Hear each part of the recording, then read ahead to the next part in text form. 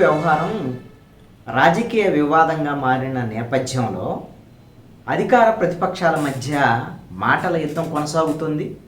ఇది రాజకీయంగా ఎవరికి లాభం ఎవరికి నష్టం అనేటువంటి అంశాల మీద ఎవరికి వాళ్ళు దీన్ని రాజకీయంగా తమకు అనుకూలంగా మలుచుకోవాలనేటువంటి ప్రయత్నం చేస్తున్నారు. అధికార పక్షం ప్రధానంగా తెలుగుదేశం, జనసేన, బీజేపీ కూటమి.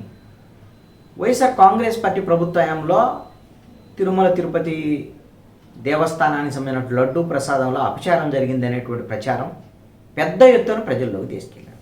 మరి ఇది నష్టం బాగా వైసీపీకి తీవ్రమైన నష్టం కలిగేటువంటి పరిస్థితి ఉందనేటువంటి నేపథ్యంలో వైఎస్ఆర్ కాంగ్రెస్ పార్టీ కూడా గట్టిగానే ధీటుగానే ఈ అంశాల మీద మాట్లాడుతుంది. ఈ రోజున వైఎస్ఆర్ కాంగ్రెస్ పార్టీ కీలకమైనటువంటి నిర్ణయం తీసుకున్నది. మాజీ ముఖ్యమంత్రి వైఎస్ జగన్మోహన్ రెడ్డి అప్పుడు ముఖ్యమంత్రిగా ఉన్న సమయంలో లడ్డూ ప్రసాదానికి సంబంధించినటువంటి వివాదం ఇవన్నీ వచ్చిన నేపథ్యంలో ఇప్పుడు ముఖ్యమంత్రిగా ఉన్నటువంటి చంద్రబాబు నాయుడు తిరుమల లడ్డూ ప్రసాదాన్ని దాంట్లో కల్తీ జరిగిందనేటువంటి విషయాన్ని ప్రచారం చేసి ఒక పాపానికి పాల్పడ్డాడు. ఆ పాపానికి ప్రాయశ్చిత్తం కోసం 28వ తేదీన శనివారం రోజున రాష్ట్ర వ్యాప్తంగా అన్ని దేవాలయాల్లో పూజలు నిర్వహించాలి అని వైఎస్ఆర్ కాంగ్రెస్ పార్టీ జగన్మోహన్ రెడ్డి పిలిపించారు వాళ్ళ క్యాడర్కి. దీంట్లో భాగంగా జగన్మోహన్ రెడ్డి కూడా తిరుమల తిరుపతి దేవస్థానానికి వెళ్ళి ఆయన పూజలు చేయబోతున్నారు. వెంకటేశ్వర స్వామిని దర్శించుకోబోతున్నారు. తిరుమల తిరుపతి దేవస్థానానికి జగన్మోహన్ రెడ్డి వెళ్తారు, పూజలు చేస్తారు. ఓకే, అక్కడేం మాట్లాడటానికి అవకాశం ఉండదు. రాజకీయ అంశాలు ఏం మాట్లాడకూడదు తిరుమల కొండ మీద. కాబట్టి తిరుమల కొండ నుంచి వెళ్ళి పూజలు అయిపోయి వచ్చిన తర్వాత బహుశా కింద తిరుపతిలో ప్రెస్ మీట్ పెట్టి మాట్లాడేదానికి అవకాశం ఉండొచ్చు.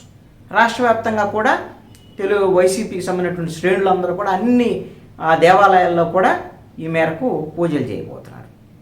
ఏమిటి, చంద్రబాబు నాయుడు చేసినటువంటి పాపానికి ప్రక్షాళన కిందనట వీళ్ళ యొక్క కార్యక్రమం ఇది.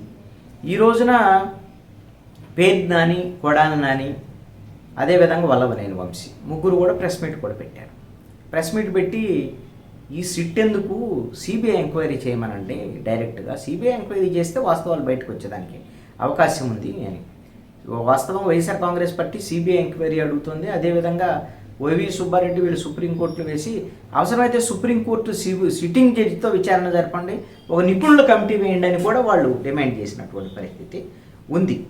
కావాలని చంద్రబాబు నాయుడు అదేవిధంగా పవన్ కళ్యాణ్ వీళ్ళు తిరుమల తిరుపతి దేవస్థానాన్ని, తిరుమల వెంకటేశ్వర స్వామిని రాజకీయ అవసరాలకు ఉపయోగించుకుంటున్నారు అనేటువంటిది తీవ్రమైనటువంటి విమర్శ కింద చంద్రబాబు నాయుడు మీద ఇటు ఇద్దరు నానీలు అదేవిధంగా వల్లభనేని వంశీ విమర్శలు చేసినటువంటి పరిస్థితి ఉంది. ఇప్పుడు ఈ లడ్డూ వివాదం అయితే మాత్రం ఇప్పుడుగా సమస్య పోయేటటువంటి పరిస్థితి అయితే కనపడటం లేదు.